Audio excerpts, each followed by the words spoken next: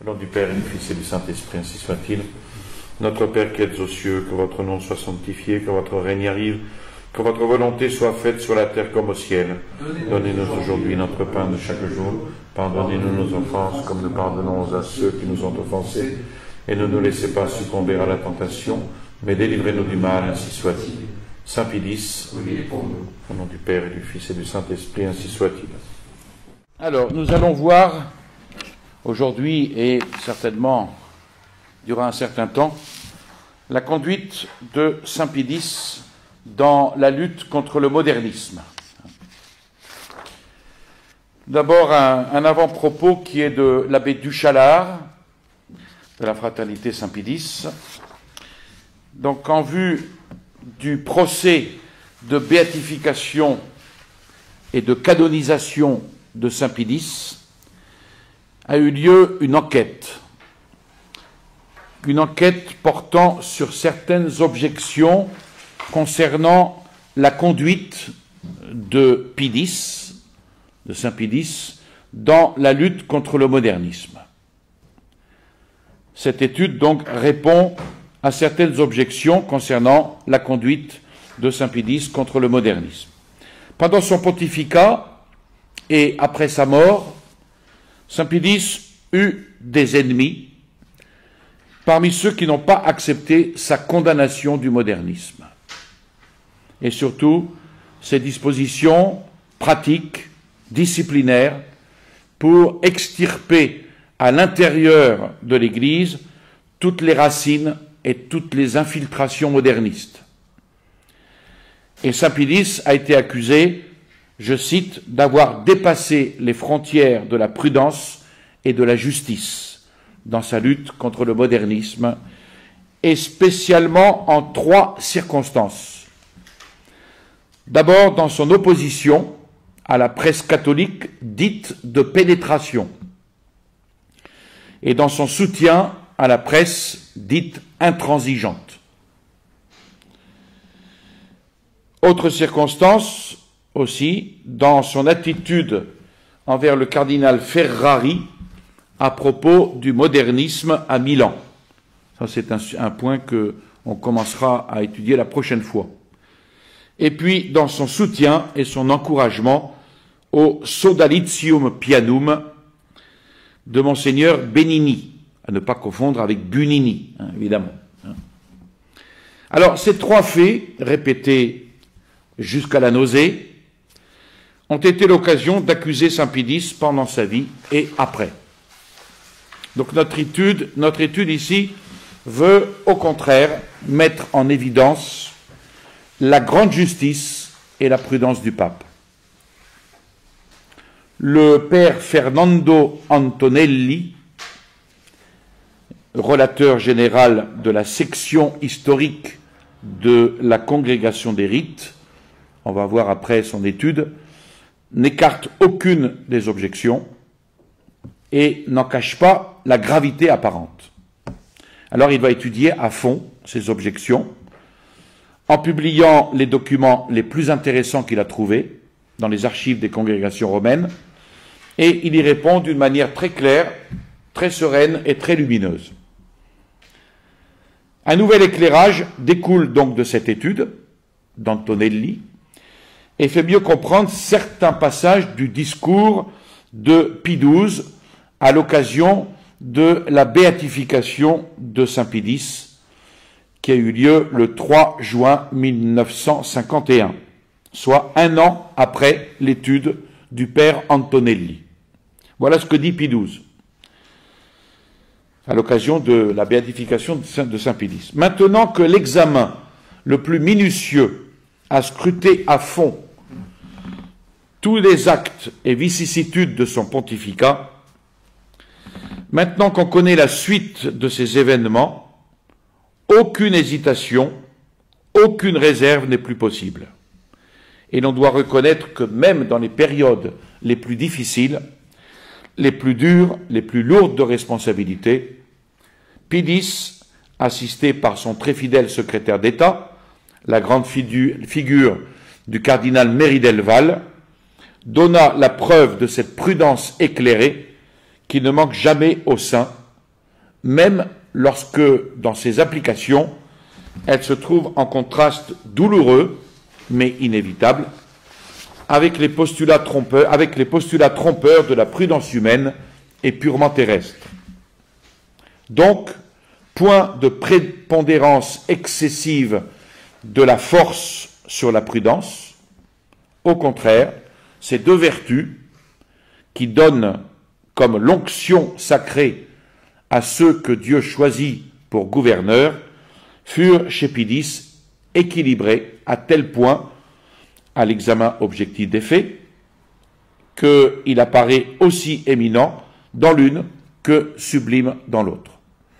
Voilà donc le texte de de Pie XII qui rétablit une profonde vérité. Donc, non seulement il est rendu ici justice à la grande figure de Saint Pidis contre ses ennemis et un certain nombre de pseudo-historiens, mais aussi sont mis indirectement en évidence les principes vraiment catholiques pour lutter contre les ennemis de l'Église.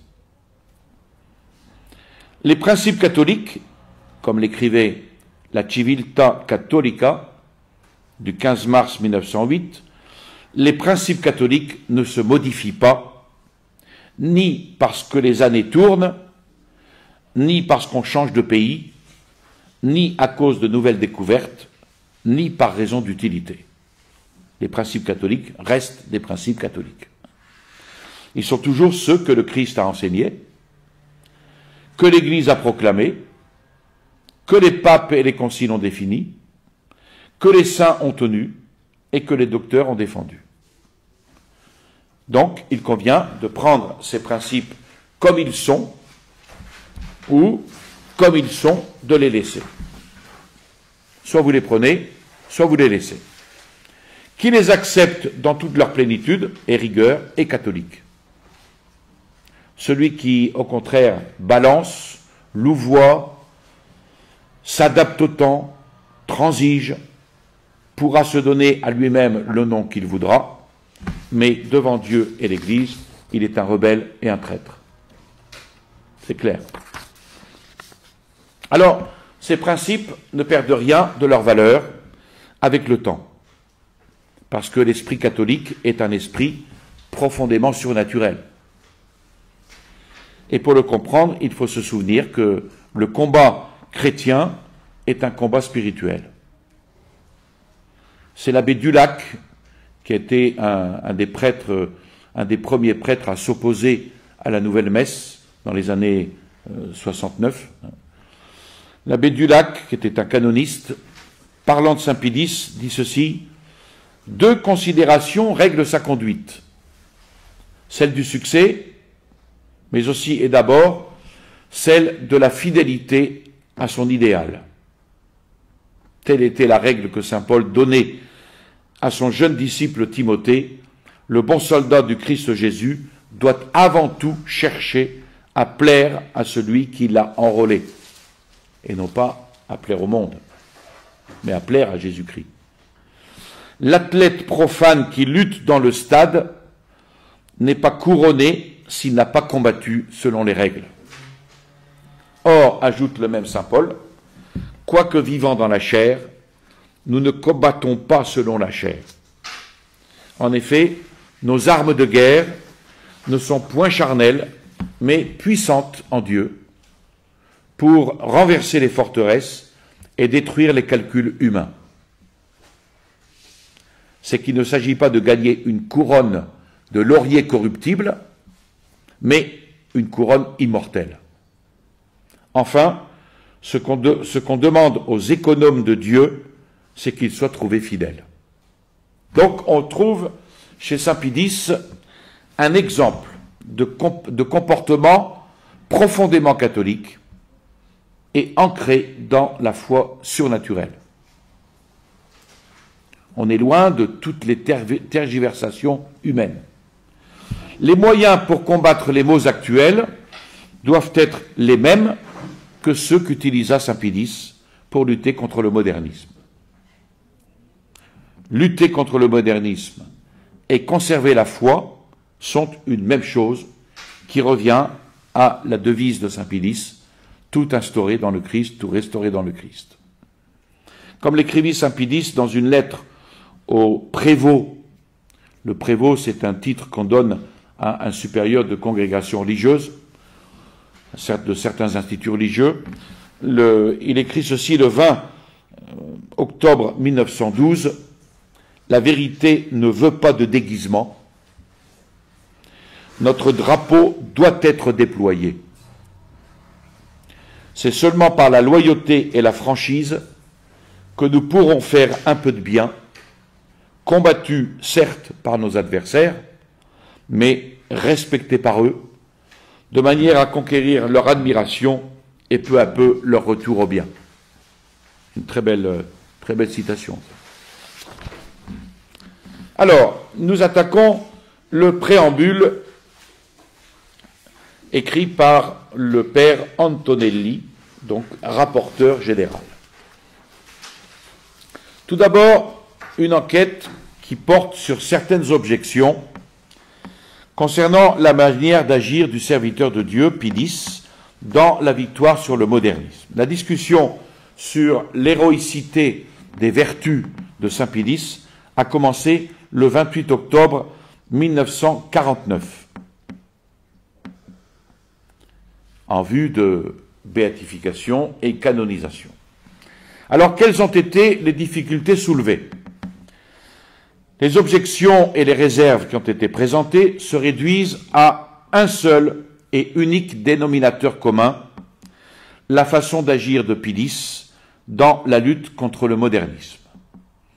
Un des consulteurs écrit « La croix, disons-le carrément, la seule croix qui me semble se dresser dans cette grande enquête est de savoir si Pie X, dans son combat contre le modernisme, a dépassé les frontières de la prudence et de la justice, surtout dans ces dernières années. Pour beaucoup de catholiques, ce fut la grande ombre qui étendit un voile sombre sur la sainteté de ce très glorieux pape. Il faut faire disparaître cette ombre. Alors, personne n'a touché, ni ne pouvait toucher, la question de base, à savoir ce qui concernait la condamnation et la lutte contre le modernisme. Et parmi les grands mérites de Saint Pie X, le plus grand fut peut-être celui d'avoir vu tout de suite et avec une extrême clarté le danger effroyable du modernisme. De l'avoir reconnu avec une précision admirable, on le voit dans l'encyclique Pascendi,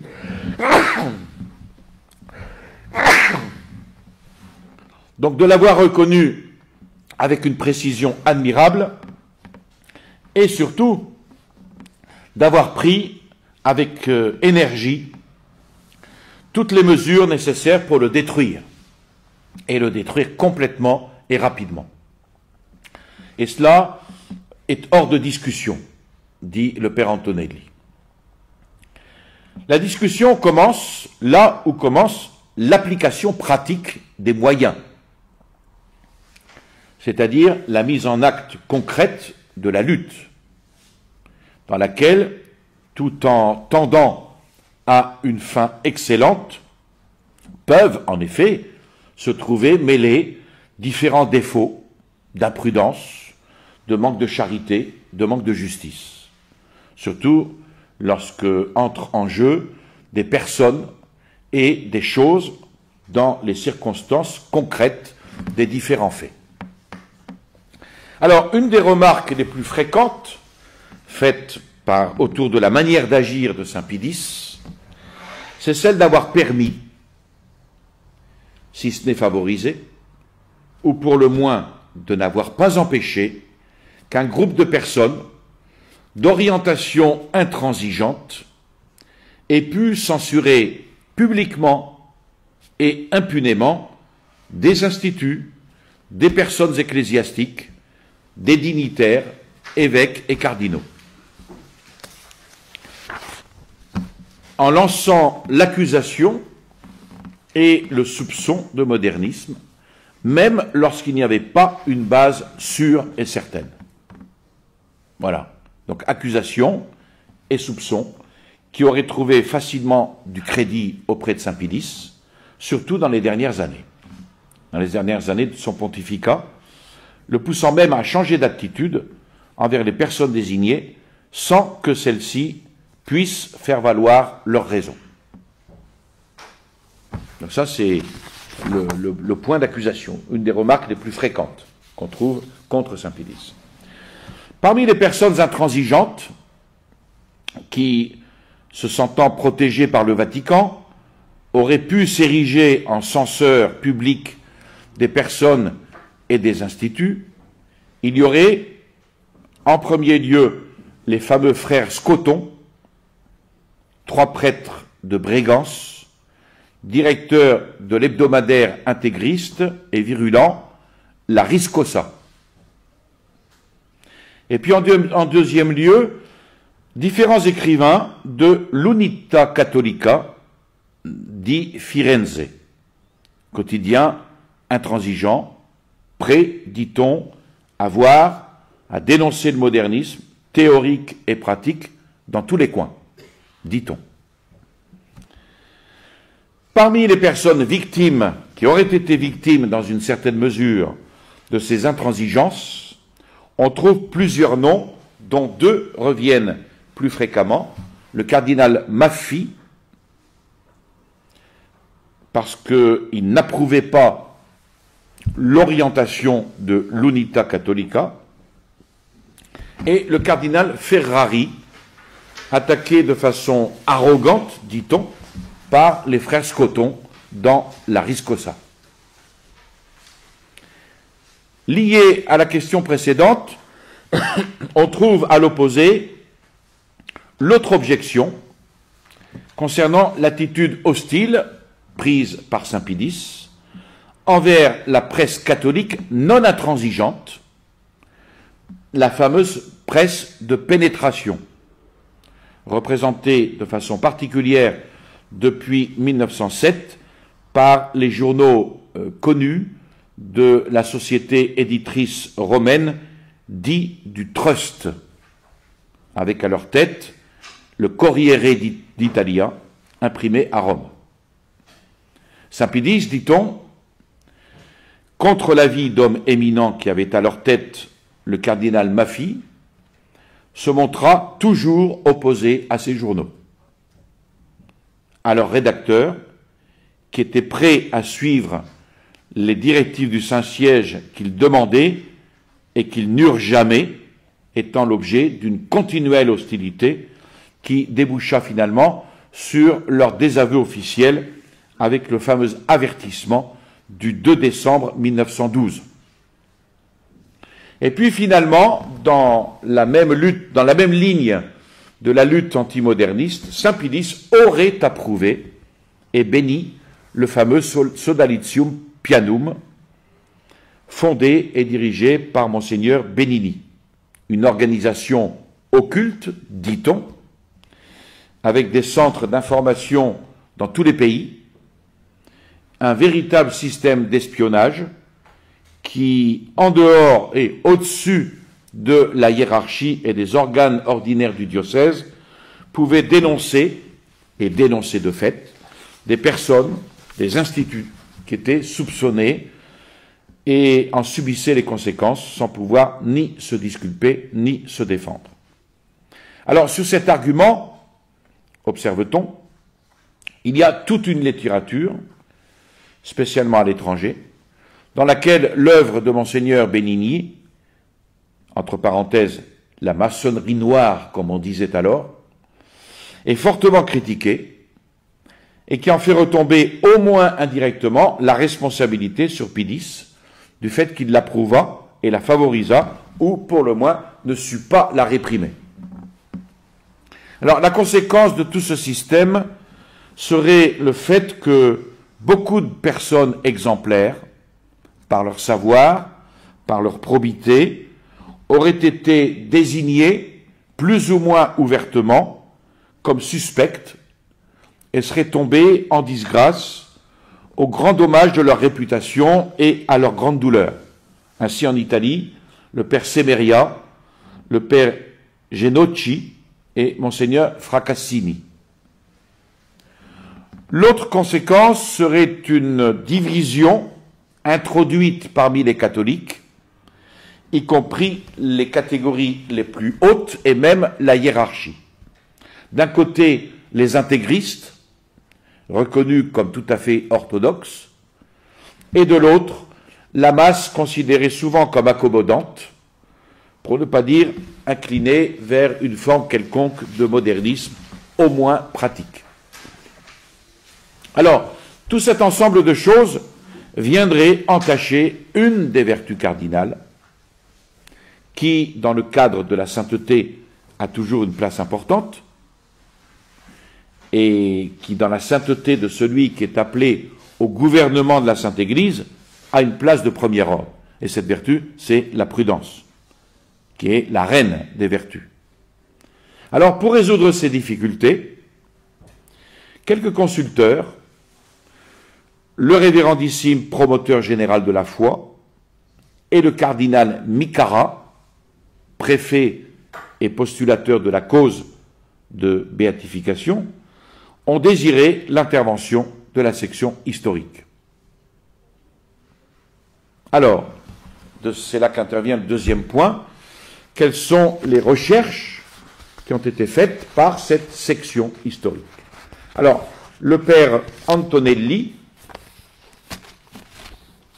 donc jusqu'à maintenant, nous avons vu les difficultés soulevées. Donc le père Antonelli, qui était le rapporteur général de la section historique, a eu donc la charge d'examiner, selon la méthode de la bonne critique historique, les questions indiquées jusqu'à maintenant. Et puis, ayant eu en main les nouvelles observations, il se fit remettre avant tout les nombreux volumes des procès ordinaires et apostoliques pour voir si, pour les dites questions, il n'y aurait pas des dépositions utiles, éventuellement omises, dans le sommaire.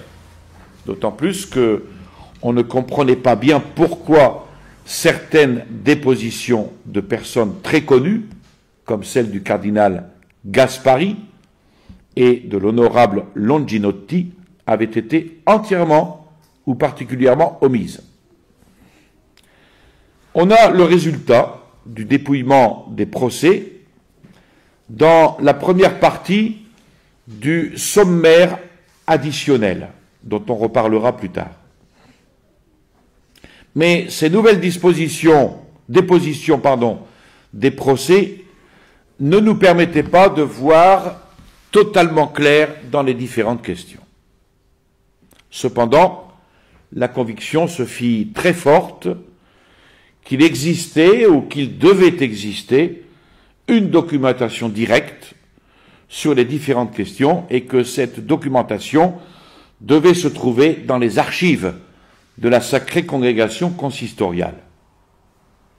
Donc il fut demandé par les consulteurs au cardinal Piazza, secrétaire de la dite congrégation, de voir si, au sujet de certaines questions déterminées, les archives de ce dicaster auraient peut-être une documentation. Les recherches, d'abord infructueuses, devinrent, au contraire, très fructueuses.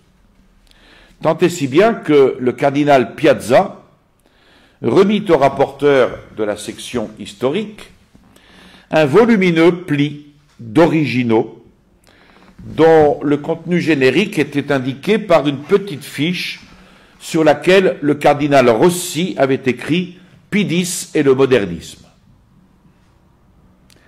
La documentation cherchée et désirée était donc bien là. Geste de la Providence, sans aucun doute. Donc cet abondant matériel se rapportait à toutes les questions que nous avons vues, toutes les questions en discussion, y compris celles plus obscures du Sodalitium Pianum. Par suite, une argumentation directe va rendre ce matériel quelque peu secondaire. Le rapporteur et vice-rapporteur de la section historique, le vice-rapporteur étant le père Joseph Lowe, se mit au travail, matin et soir, pendant 2 mois. C'est là qu'intervient un troisième point dans cette partie, le sommaire additionnel, qui est divisé en 2 parties. La première partie contient un certain nombre de dépositions tirées des procès ordinaires et apostoliques.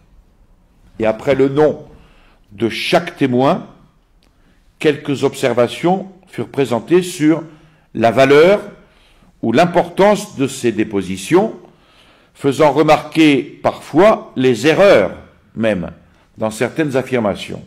Un exemple, l'introduction à la déposition du cardinal Gaspari, où tout ce qu'il rapporte au sujet du Sodalitium Pianum est très peu exact. En effet, le cardinal Gaspari n'a pas eu connaissance, ou l'a eu seulement en partie ou de seconde main, de toute une large documentation originale. De l'enseignement dans les séminaires, de toute une large documentation originale. Il s'est servi, par exemple, d'une publication qui n'était pas très sereine, d'un certain Fontaine, intitulé « Saint-Siège, Action française et catholiques intégraux » de 1928. D'où le jugement sévère du cardinal Gaspari sur le Sodalitium Pianum et les responsabilités qui, selon lui, en reviendraient à Saint Pie X. Jugement qu'on ne peut absolument pas soutenir. D'autre part, dans des extraits de procès, ne manquent pas non plus des dépositions qu'il était bon de connaître et qui apportent des éléments nouveaux et positifs pour évaluer de meilleure manière certains faits et certains aspects en discussion. Mais avec les seuls éléments des procès, il n'était pas possible de clarifier les questions soulevées. Elles vont l'être grâce à une documentation reproduite dans la deuxième partie. Et cette deuxième partie est réservée aux documents. Elle présente des éléments nouveaux, essentiels, du sommaire additionnel. Mais d'où viennent ces documents? Premièrement, de la collection des écrits de Saint Pie X déposés auprès de la Sacrée Congrégation des Rites, notamment les lettres à l'archevêque de Florence, Monseigneur Mistrangelo, à propos de l'Unità Catholica, et une lettre au cardinal Ferrari. Et puis, ces documents viennent également des procès. Quelques lettres, notamment celles adressées au père Manzoni. Et puis également, documents qui viennent de publications, spécialement la lettre au curé de Casal Pusterlengo et quelques autres extraits des actes du siège apostolique. Et enfin, les archives de la Sacrée Congrégation consistoriale. C'est là qu'il y a le plus important et le meilleur de toute la documentation. Alors, ce dicaster, la Sacrée Congrégation consistoriale, était gouverné à l'époque de Pie X par le cardinal Delay, D-E plus loin L-A-I, qui s'occupait de l'état des diocèses et donc de 1000 questions relatives au modernisme et à ses différentes manifestations, surtout dans la presse périodique et non périodique, dans la prédication et dans l'enseignement. Il s'occupait également de la vie et de la discipline, de l'enseignement dans les séminaires et des questions particulières de personnes. Et ce fut justement le cardinal Delay, en sa qualité de secrétaire de la congrégation consistoriale, qui traita continuellement avec Monseigneur Benigni de la question du Sodalitium Pianum. Le cardinal Rossi rassembla en un seul dossier toute une documentation originale relative à nos questions du début sous le titre « Pidis et le modernisme ». Le dossier de la consistoriale se compose de différents plis sur le modernisme politique, la controverse autour de l'imputation de modernisme faite au séminaire par la Riscosa, l'association Piana ou Ligue de Saint-Pie V, modernisme, journaux, personnes, organisations, un pli sur le milieu libéral et moderniste, et puis un pli sur les modernistes concernant notamment la destitution de Monseigneur Fra Cassini de sa place de recteur du séminaire de Pérouse, où le modernisme avait réellement ses reflets.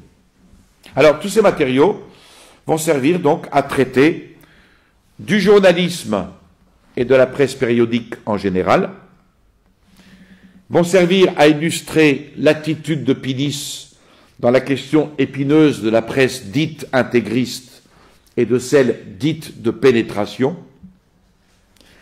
et vont servir également à traiter le cas dit Ferrari, qui part de l'accusation de modernisme dans le séminaire de Milan, accusation reprise, répandue par les frères Scoton dans cet hebdomadaire intransigeant, la Riscosa. Et puis à traiter enfin exclusivement la question du Sodalitium Pianum pour voir ce qu'il fut réellement, ce qu'il fit et quels furent les rapports de Pidis avec cette association et son fondateur, Monseigneur Benini, Monseigneur Umberto Benini. Alors, quels sont les résultats qui vont découler du sommaire additionnel? D'abord, des observations préalables. Les questions étudiées dans ce sommaire additionnel sont de caractère épisodique et donc ne peuvent être vues dans leur véritable lumière qu'en les reliant au cadre général de la vie de Saint Pidis. Alors, chez Saint Pidis, comme curé, comme évêque, comme patriarche, comme pape, il y a toujours une même orientation tournée vers le but qu'il donne, le but qui donne l'unité et la coordination à toutes ces multiples activités, à savoir la devise qu'il a choisie en tant que patriarche de Venise, Omnia instaurare in Christo. Donc c'est la même orientation vers le même but. La vie de Saint Pidis est toute remplie de ce christocentrisme pratique qui se manifeste en une réaction ininterrompue contre la déchristianisation du siècle et dans un effort continu pour ramener le clergé et les fidèles à une vie basée sur le plan surnaturel de la foi et dirigée par les principes de la morale catholique sans compromis. Il y a une lettre très intéressante, vraiment, et très belle, une lettre pastorale que Saint Pidis a écrite en tant qu'évêque de Mantoue. Il décrit avec beaucoup de clarté la vision qu'il avait des maux de la société chrétienne et de ce qui devait se faire pour y remédier. Voilà cette lettre, en partie. Dieu est chassé de la politique par les théories de la séparation de l'Église et de l'État. Chassé de la science par le doute érigé en système. Chassé de l'art, avili jusqu'au vérisme. Alors le vérisme, c'est un mouvement, ça vient du mot vrai, vero, en latin, vrai. C'est un mouvement littéraire italien de la fin du XIXe siècle, inspiré par le naturalisme et dirigé contre les romantiques. Donc, Dieu est chassé de l'art, avili jusqu'au vérisme, chassé des lois marquées par la morale de la chair et du sang, chassé des écoles avec l'abolition du catéchisme, chassé même de la famille que l'on voudrait voir désacralisée dans ses racines et privée de la grâce du sacrement. Dieu est chassé des taudis des pauvres qui, poussés par le poids de l'indigence, dédaignent de recourir pour leur réconfort à celui qui amoureusement les y invite et qui seul peut leur rendre supportables leurs dures conditions. Il est chassé des maisons des riches qui ne craignent plus les menaces du jugement éternel, où ils rendront strictement compte aussi bien de leurs actes que de l'usage de leurs biens. Dieu est méconnu par les puissants qui n'abaissent plus leur front orgueilleux et croient se suffire à eux-mêmes. Il est abandonné par presque tout le monde, au point qu'aucune autre génération peut-être n'a rompu de cette manière les pactes avec le ciel. Aucune autre société n'a plus résolument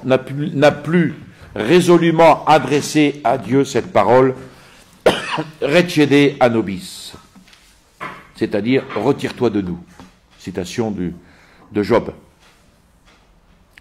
Il faut donc, les remèdes maintenant, il faut, dit-il, combattre le délit capital de l'époque moderne qui voudrait substituer de façon sacrilège l'homme à Dieu.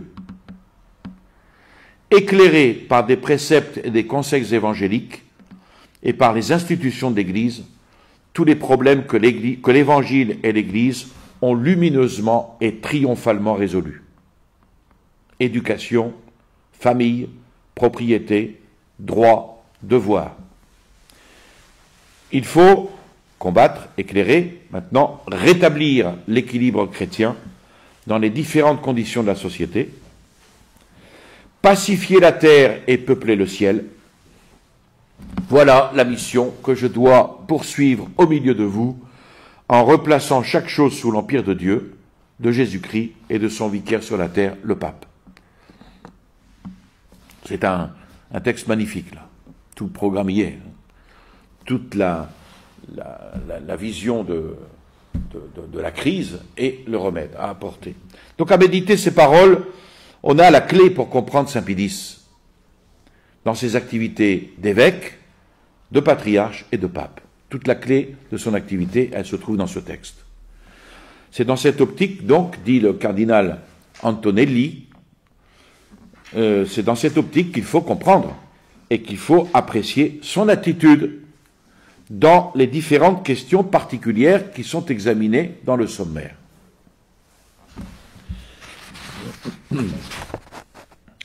Alors, à propos des résultats qui découlent du sommaire additionnel, nous avons donc fait ces observations préalables. Maintenant, la presse catholique, dans la lutte antimoderniste, et la ligne de conduite de Saint Pie.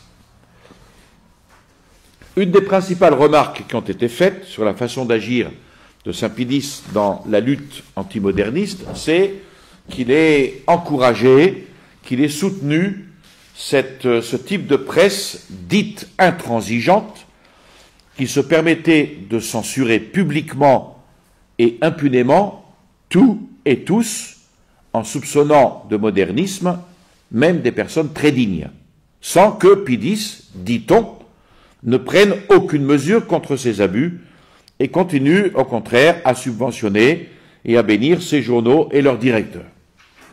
Ça, c'est l'objection. On ajoutait que les suggestions d'hommes illustres comme le cardinal Maffei et le cardinal Ferrari ne parvinrent pas à faire changer Pie X d'attitude. À l'opposé, observe-t-on, Pie X fut toujours contraire à toute cette presse catholique dite de pénétration qui, pourtant, servait la cause du bien. Ça, c'est l'autre objection. Très bien pourvue, elle jouissait des faveurs d'une grande partie du clergé et était soutenue par des hommes insignes tels que les cardinaux Maffei et Ferrari. Et elle était également nécessaire, dit-on, pour empêcher que les catholiques et le clergé ne recourent, comme malheureusement ils le faisaient, à une presse quotidienne hostile à l'Église et à la religion. C'est l'argument qu'ils avançaient. Et pourtant, les directeurs de ces journaux catholiques étaient disposés, dit-on, à suivre toutes les suggestions du Saint-Siège. Suggestions qu'eux-mêmes désiraient, mais qui ne reçurent jamais, jusqu'à ce que finalement ils se voient désavoués, avec un grand dommage économique pour eux, et avec une conséquence encore plus grave, celle de voir jeter le trouble et la confusion dans l'opinion publique des catholiques. Or, tous ces problèmes sont en grande partie illustrés dans le chapitre 1 des documents que nous étudierons plus loin, sur 3 paragraphes. Le premier, sur le cardinal Maffy et le Saint-Siège, dans la question du journalisme catholique, où l'on traite la question de principe, les protagonistes étant le cardinal Maffy et le cardinal Delay. Maffy, c'est le représentant le plus en vue de tout le courant favorable à la modernisation, dans le meilleur sens du terme, de la presse catholique. À ce type de presse qui ne veut pas renier les principes, mais ne veut pas non plus apparaître comme une presse de sacristie, qui, tout en restant catholique, veut aller à l'encontre des exigences modernes pour pénétrer partout et se substituer autant que possible à la presse libérale et maçonnique. Delay, lui, il est le représentant du courant opposé, celui qui refuse tout compromis, ainsi que le voulait Saint Pie X, et qui prend une part active dans la discussion en donnant les raisons de son attitude. Le deuxième paragraphe des documents concerne Saint Pie X et l'Unità Cattolica de Florence. Et à travers toute une série de lettres, on pourra suivre, dans un cas concret, l'intérêt et la ligne de conduite de Saint Pie X envers le quotidien de type intransigeant le plus important. Et puis, le troisième paragraphe des documents sur des éléments divers autour de la presse catholique qui expliquent mieux les raisons qui guidaient Saint Pie X dans sa ligne de conduite à ce sujet. Alors, l'étude de ces documents nous fera arriver aux conclusions suivantes. Première conclusion, Saint Pie X fut réellement favorable à la presse purement et strictement catholique. Cette presse qui, sans compromis et sans moyen terme, affirmait les principes catholiques dans le domaine doctrinal et dans le domaine pratique de la vie chrétienne, dans tous ces secteurs, religieux, politiques, social, culturels. Presse prête à suivre en tout et pour tout les directives du Saint-Siège. Alors si l'on pense à l'atmosphère fluide des idées nouvelles, aux pièges plus ou moins cachés mais réels du modernisme qui s'infiltre un peu partout, il n'est pas du tout étonnant que Pie X ait soutenu le type de presse qui évite tout compromis. Au contraire, une autre ligne de conduite aurait été inexplicable. Deuxième conclusion, Saint Pie X fut opposé à la presse de pénétration. Et là, il faut expliquer pourquoi. Lui-même, personnellement, en a indiqué les raisons en de nombreuses occasions privées et publiques. Ainsi, sa lettre à Don Manzoni, en 1911, qu'on verra plus tard, et la lettre solennelle à l'épiscopat lombard, en 1911 également. Et puis, ses propres paroles, qui sont très intéressantes et très profondes, dans une lettre au prévôt de Casal Pusterlengo, en 1912, où il écrit ceci. « Quant aux journaux, si vous prêchez contre les mauvais et répandez autant qu'il vous est possible les bons, déconseillant la lecture et l'abonnement des journaux dits du trust, vous remplissez votre devoir de bon curé et vous ne faites pas seulement ce que veut le pape, mais ce qu'exige le bon sens catholique. Comment peut-on en effet approuver certains journaux qui se cachent sous l'étiquette de catholiques parce que, quelquefois, ils relatent les audiences pontificales et reproduisent les notes vaticanes, alors que non seulement ils ne disent jamais un mot de la liberté et de l'indépendance de l'Église, mais feignent de ne pas s'apercevoir de la guerre qui lui est faite. Des journaux qui non seulement ne combattent pas les erreurs qui égarent la société, mais apportent leur contribution à la confusion des idées et des maximes s'écartant de l'orthodoxie, qui prodiguent l'encens aux idoles du jour, louent des livres, des entreprises et des hommes néfastes pour la religion. Compatissons généreusement, s'ils sont de bonne foi, à ces pauvres utopistes qui croient empêcher la lecture des mauvais journaux en leur substituant des journaux soi-disant tolérants, de demi-teinte et incolores, et qui, sans convertir aucun de nos adversaires, qui les méprisent pour leur seule apparence de catholiques, causent le plus grand dommage aux bons. Ces derniers, cherchant la lumière, trouvent les ténèbres, ayant besoin d'aliments, sucent le poison. Au lieu de la vérité et de la force de se maintenir ferme dans la foi, ils trouvent des arguments pour devenir, dans une chose aussi importante, insouciants, apathiques et indifférents. Oh, quel dommage causent ces journaux à l'Église et aux âmes. Et quelle responsabilité encourent surtout les membres du clergé qui les répandent, encouragent, recommandent. La vérité ne veut pas de déguisement. Notre drapeau doit être déployé. C'est seulement par la loyauté et la franchise que nous pourrons faire un peu de bien. On l'avait déjà cité. Combattus certes par nos adversaires, mais respectés par eux, de manière à conquérir leur admiration et peu à peu leur retour au bien. Voilà mes sentiments. Voilà mes sentiments que vous pourrez, en toute occasion favorable, faire connaître à tous ceux qui en ont besoin, leur affirmant que le pape pense ainsi, le pape qui vous donne la bénédiction apostolique. Là aussi, c'est encore un texte magnifique.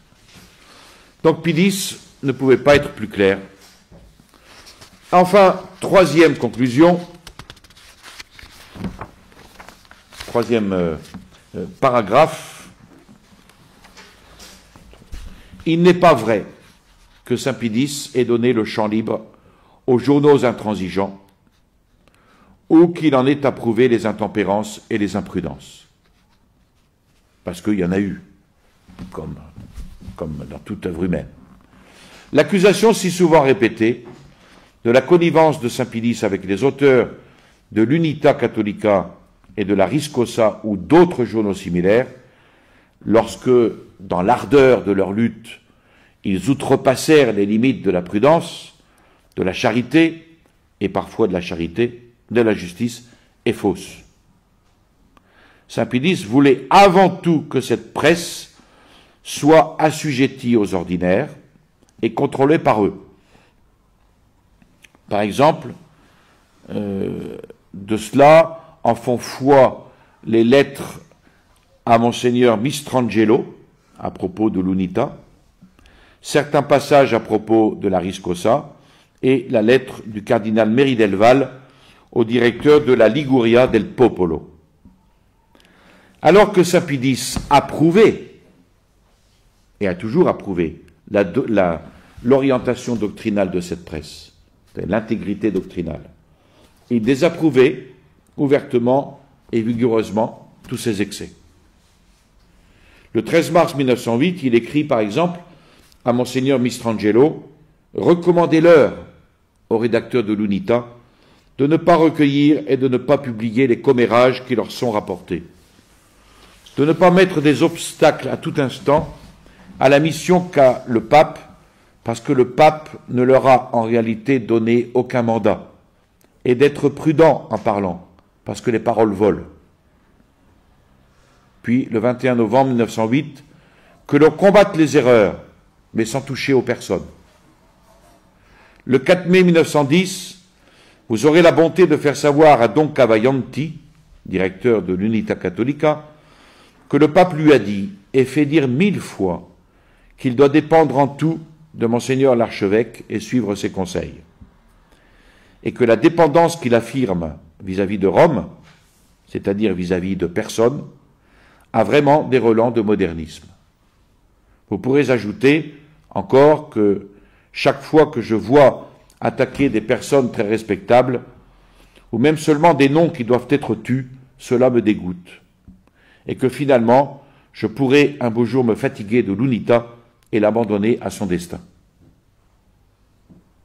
Alors ce n'est pas un jugement, évidemment, général sur l'UNITA, mais c'est un jugement sur certains excès qui ont existé. Et Monseigneur Andreas Coton avait certainement reçu aussi de graves reproches, probablement adressés à son frère, Monseigneur Gottardo, puisqu'il a pu écrire au pape « Je donnerai mon sang pour réparer tout ce qu'il y a pu y avoir, de ma part aussi, d'incorrect et d'exorbitant. » Donc Saint Pidis n'approuvait pas ce qui n'était pas à approuver. On pourrait cependant se demander pourquoi Saint Pidis n'a jamais donné un signe public de désapprobation qui aurait freiné le zèle parfois intempestif de certains zélateurs et aurait consolé beaucoup de personnes qui se considéraient offensées. Une question qu'on se pose. On y répondra plus tard, mais en tout cas, étant donné la haine dont avait fait preuve toute la presse soi-disant papale à l'instigation des modernistes, semi-modernistes et catholiques libéralisants, un seul signe public de blâme de la part du pape aurait été tellement exploité que cette presse aurait dû succomber en bloc. Or Saint Pidis ne voulait pas et ne pouvait pas vouloir que l'on parvienne à une telle conclusion. Quatrième et dernière conclusion, il n'est pas vrai que la presse catholique dite de pénétration était disposée à suivre les indications du Saint-Siège et qu'elle les avait demandées inutilement. C'est Saint Pidis lui-même qui l'assure en écrivant à Monseigneur Mistrangelo, en parlant du Corriere d'Italia, l'archétype des journaux du Trust, et Saint Pidis affirme avoir fait souvent des observations sans pour autant être jamais écouté. Du reste, on peut observer que le cardinal Maffy, grand défenseur de la presse de pénétration, comme le cardinal Ferrari et d'autres, ne réussirent jamais à entrer dans les vues de Saint Pidis.